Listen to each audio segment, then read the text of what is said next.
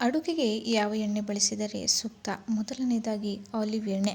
Olive ಎಣ್ಣೆ ಬಳಕೆ ನಮ್ಮಲ್ಲಿ ತುಂಬ ಮಂದಿ ಮಾಡುತ್ತಾರೆ. ಈ ಎಣ್ಣೆ ಹೃದಯಕ್ಕೆ ತುಂಬ ಒಳ್ಳೆಯದು. ಇದರಲ್ಲಿ ಸ್ಯಾಚುರೇಟೆಡ್ ಫ್ಯಾಟ್ ಮತ್ತು ಆಂಟಿ ಆಕ್ಸಿಡೆಂಟ್ಸ್ ಜಾಸ್ತಿ ಇದೆ.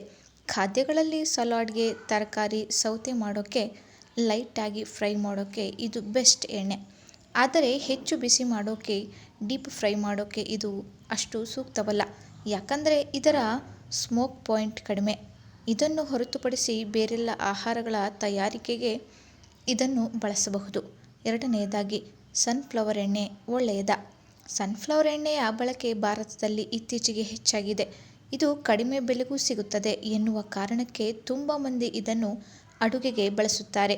ಈ ಎಣ್ಣೆಯ ರುಚಿ ನ್ಯೂಟ್ರಲ್ ಆಗಿರೋದ್ರಿಂದ ಹೆಚ್ಚು ಜನ ಇದನ್ನು ಬಳಸುತ್ತಾರೆ. ಡೀಪ್ ಫ್ರೈ ಮಾಡೋಕ್ಕೂ ಇದು ಬೆಸ್ಟ್. ಈ ಎಣ್ಣೆಯಲ್ಲಿ ವಿಟಮಿನ್ ಇ ಮತ್ತು ಪಾಲಿಅನ್ಸ್ಯಾಚುರೇಟೆಡ್ ಫ್ಯಾಟ್ ಇರುತ್ತೆ. ಆದರೆ ಇದರಲ್ಲಿ ಒಮೆಗಾ-6 ಜಾಸ್ತಿ ಇರುತ್ತೆ. ಹಾಗಾಗಿ ಇದನ್ನು ಒಂದೇ ಬಳಸೋ ಬದಲು ಸಾಸಿವೆ ಎಣ್ಣೆ ಅಥವಾ ನೆಲಗಡಲೆ ಎಣ್ಣೆ ಜೊತೆ ಮಿಕ್ಸ್ ಮಾಡಿ ಬಳಸೋದು ಉತ್ತಮ. ಆದರೆ ಇದನ್ನು ಜಾಸ್ತಿ ಬಳಸೋದು ಒಳ್ಳೆಯದಲ್ಲ. ಮೂರನೆಯದಾಗಿ ಸಾಸಿವೆ ಎಣ್ಣೆ. ಸಾಸಿವೆ ಎಣ್ಣೆಯ ಬಳಕೆ ಉತ್ತರ ಭಾರತ ಮತ್ತು ಪೂರ್ವ ಭಾರತದಲ್ಲಿ ಜಾಸ್ತಿ ಇದೆ.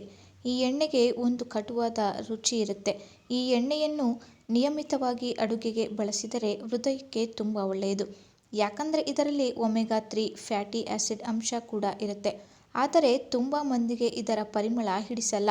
ಈ ಎಣ್ಣೆಯನ್ನು ಪಲ್ಯ, ಸಾಂಬಾರ್, ಉಪ್ಪಿನಕಾಯಿ ಮಾಡೋಕ್ಕೆ ಬಳಸಿದರೆ ಒಳ್ಳೆಯದು.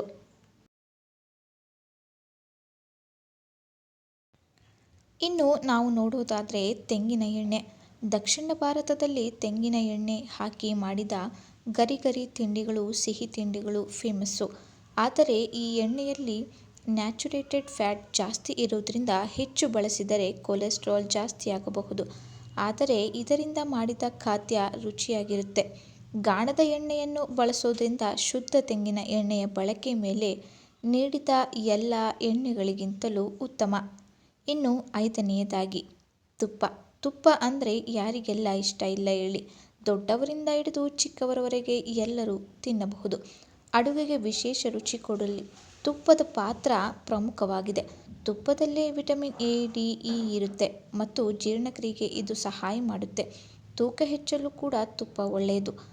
ತುಪ್ಪದಲ್ಲಿ ನ್ಯಾಚುರೇಟೆಡ್ ಫ್ಯಾಟ್ ಜಾಸ್ತಿ ಇರೋದ್ರಿಂದ ಹೆಚ್ಚು ಬಳಸಬಾರದು. ಮಕ್ಕಳಿಗೆ ಮತ್ತು ಹೆಚ್ಚು ಓಡಾಡುವವರಿಗೆ ಇದು ಒಳ್ಳೆಯದು. ನಿಯಮಿತವಾಗಿ ಬಳಸಬಹುದು. ಒಬ್ಬ ವಯಸ್ಕರು ದಿನಕ್ಕೆ 25ರಿಂದ 40 ಗ್ರಾಂ ಎಣ್ಣೆ ಮಾತ್ರ ಬಳಸಬೇಕು ಎನ್ನುತ್ತದೆ ವೈಜ್ಞಾನಿಕ ವರದಿ. ನೋಡಿದ್ರಲ್ಲ ಸ್ನೇಹಿತರೆ, ಈ ವಿಡಿಯೋ ನಿಮಗೆ ಯೂಸ್ಫುಲ್ ಅನಿಸಿದರೆ ಈ ವಿಡಿಯೋಗೆ ಒಂದು ಲೈಕ್ ಮಾಡೋದನ್ನು ಮರಿಬೇಡಿ. ಹಾಗೂ ನೀವಿನ್ನೂ ನಮ್ಮ ಚಾನಲನ್ನು ಸಬ್ಸ್ಕ್ರೈಬ್ ಮಾಡ್ಕೊಂಡಿಲ್ಲ ಅಂದರೆ ಈಗಲೇ ಸಬ್ಸ್ಕ್ರೈಬ್ ಮಾಡ್ಕೊಳ್ಳಿ.